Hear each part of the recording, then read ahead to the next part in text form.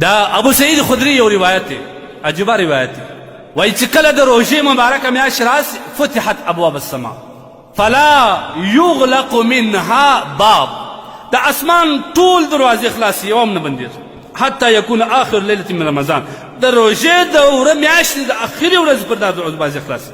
وليس عبد مؤمن يصلي في ليلة فيها إلا كتبه الله له 1500 حسنة بكل سجدة.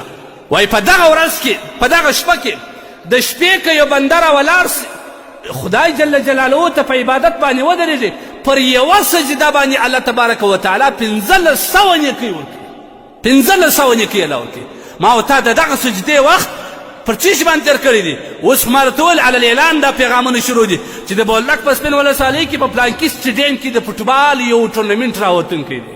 لعنت دې پر دې کسانو باندې، ملک دې پر کوم حال باندې دی؟ ته څومره مستۍ اخیستې؟ دا مستۍ دې په کوم ځای کې ده؟ ستا ملک پر کوم ځای باندې دی؟ پر ملت باندې دې څه حال دی؟ پر اسلام باندې څه حال دی؟ پر قرآن دې څه حال دی؟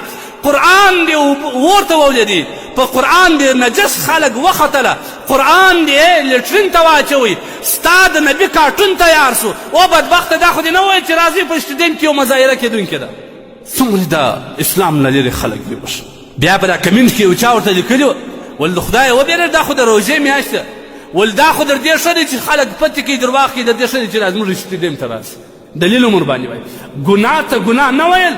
دا کتابونه لیکي چې پر دې سړي باندې د کفر خدشه ده، ویره د کفر، د کافر خو نه دی، د کفر ویره ده پر دا کس باندې.